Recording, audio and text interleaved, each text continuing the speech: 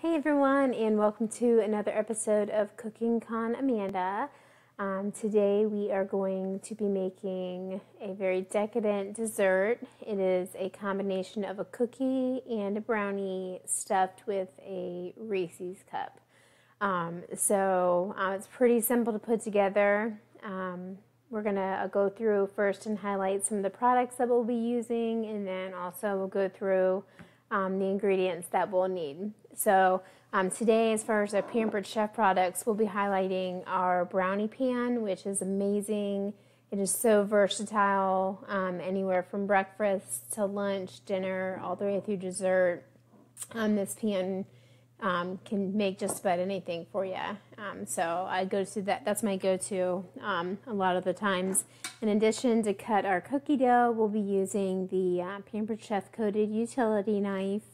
I will be using my mini Pampered Chef mix and scraper, which is my pretty much all-time favorite tool. This is a brand new one, but I've had one for about 20 years that I still use, which is currently in the dishwasher.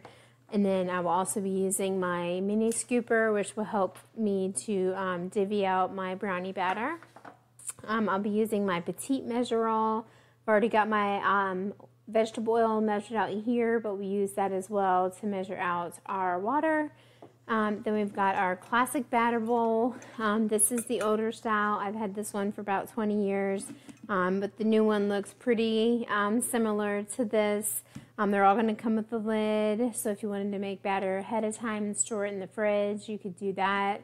For this recipe, we will not need the lid, but all of them also do come with a really nice pour spout here, so if you were pouring a liquid batter, you'd have no problem, as well as your milliliter and liter measures on one side, and then you have your cup and ounce measures on the other. So that's a really nice tool to have in your kitchen if you don't already. So what we're going to do is start by just making your brownies per the box instructions.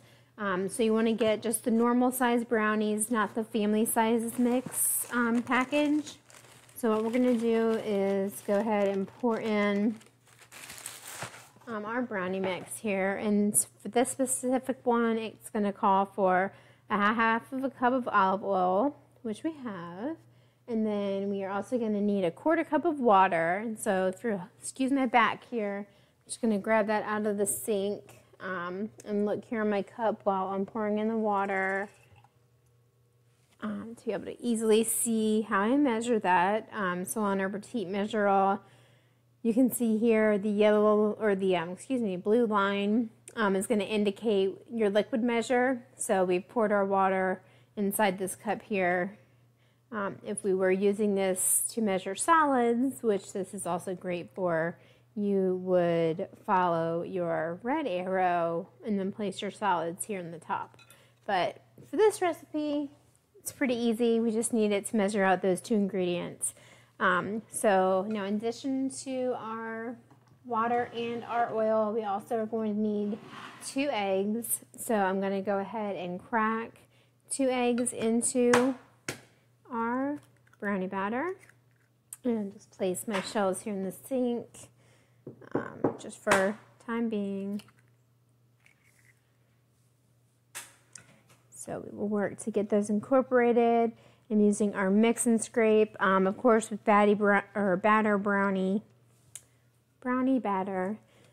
You don't have to get it super incorporated and mixed together. There's usually going to be some chunks that are left in there, so that'll be your expectation with this as well. So really just want to follow your instructions. This one says to stir just until well blended. So just use your mix and scrape. Good thing about this, with it being glass and also having the handle, you can kind of lift it up and see, okay, I didn't really get the bottom there. Let me scrape down that.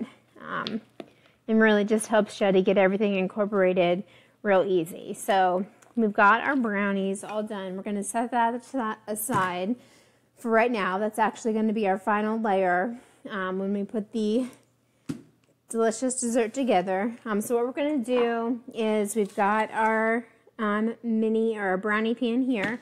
I don't have that yet, but the kitchen spritzer that we have on Pampered Chef is great. It allows you to place whatever type of oil you would like in it to spray down your pans. I don't have that right yet, so I'm going to use just some nonstick spray. And you just want to really liberally spray down your pan. You've got a lot of chocolate that's going in there, so I'm just going to do that over my sink just to help not make such big of a mess.